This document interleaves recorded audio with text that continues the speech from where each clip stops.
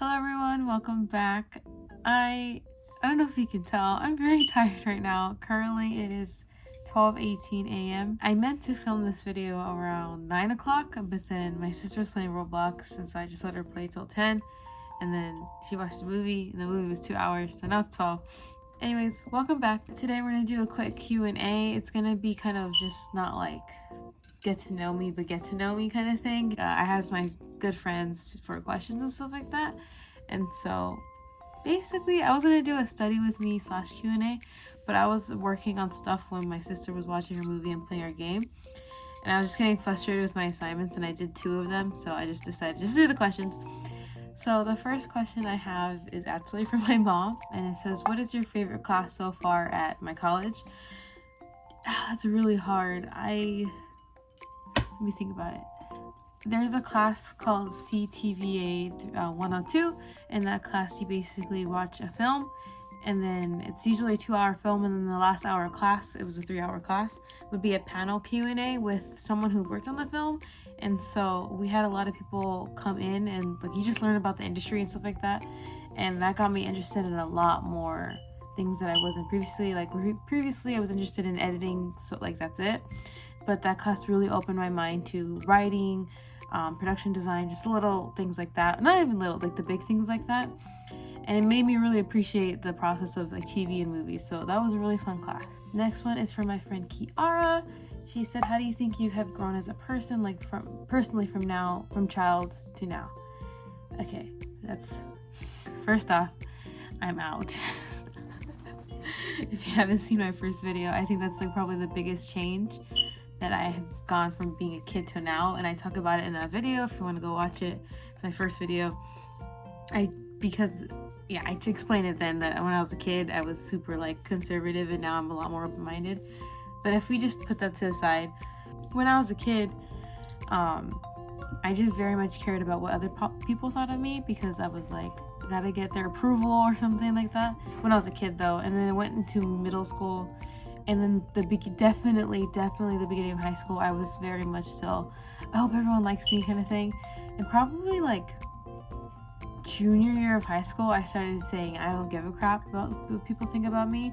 And definitely in college, I just don't care anymore. But I think that's how I've grown. I basically don't care about what people think about me, and I'm really proud of that.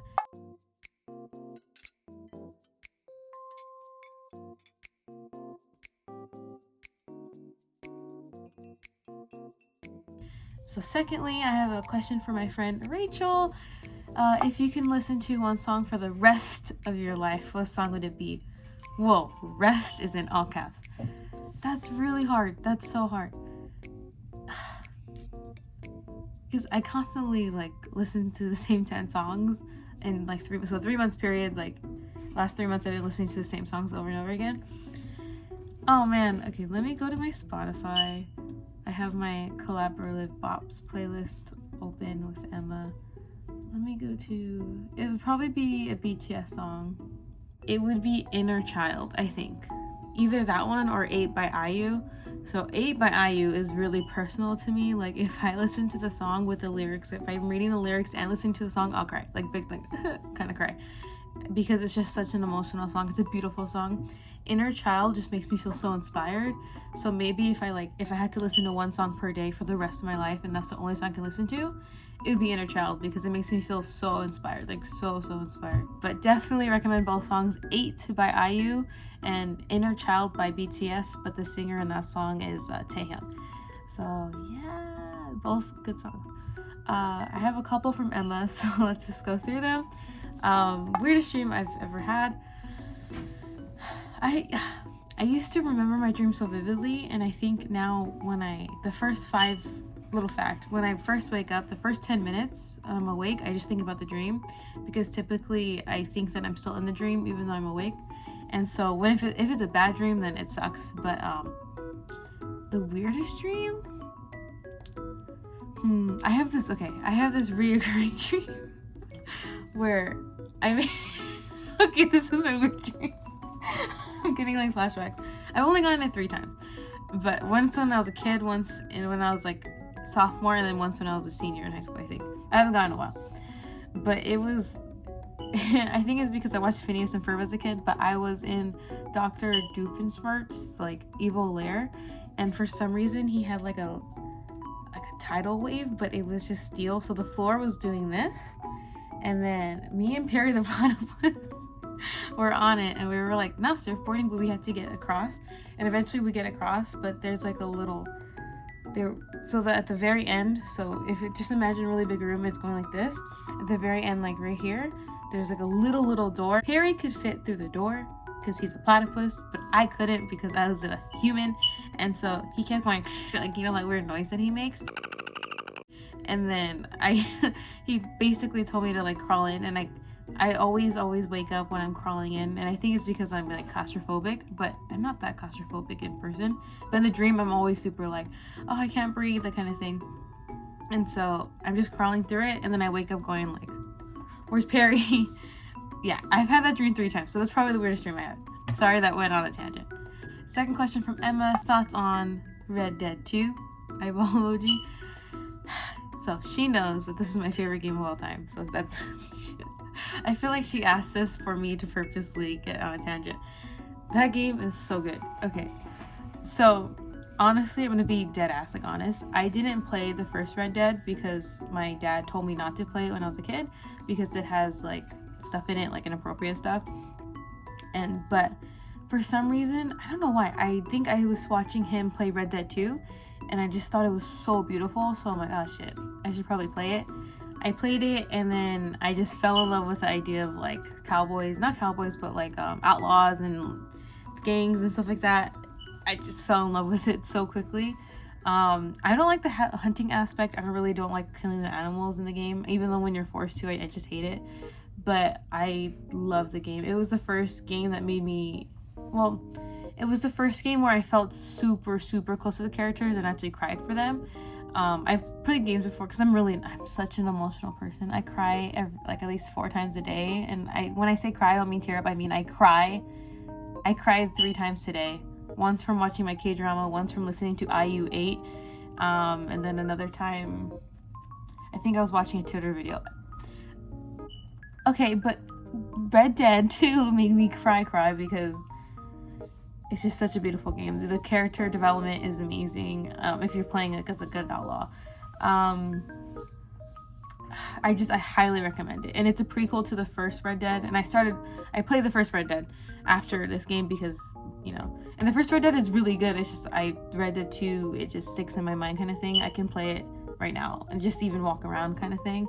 The atmosphere, it's a great game. Great game. Emma, you should play it. I know we've been talking about this, what 2 years now? You should play Red Dead. It's so good. That's for you. That was for you, Emma. All right. The third question that Emma asked, thank you, Emma, for the questions, by the way.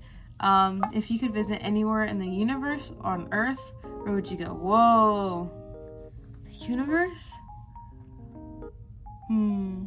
For the universe, I know it's kind of not that far, but probably the moon.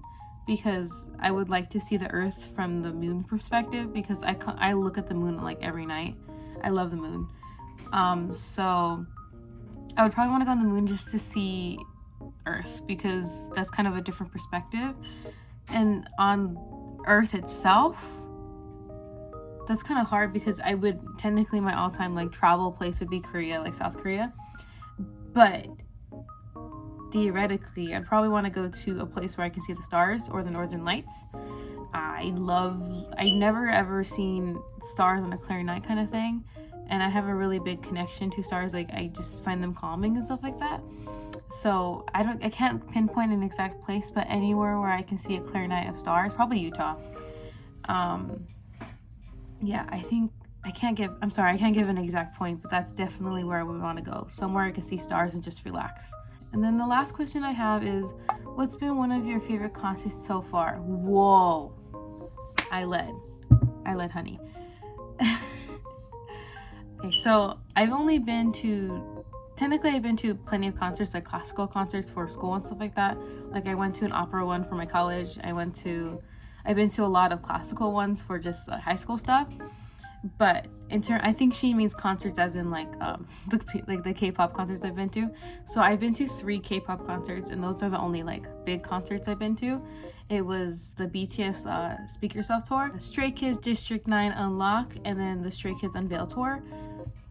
Oh, okay, so like all these 3 concerts, I forgot the 3.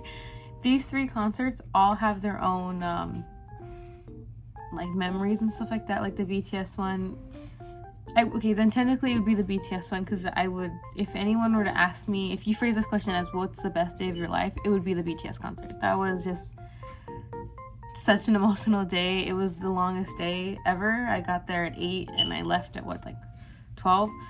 It was so worth it. It was one of those things where it's just everything was perfect that day. Like, I went with my friend Gabby. Everything went perfect that day. So I mean, technically it didn't if you look at it in a very wide angle, but just because it was such a happy day, everything went perfect.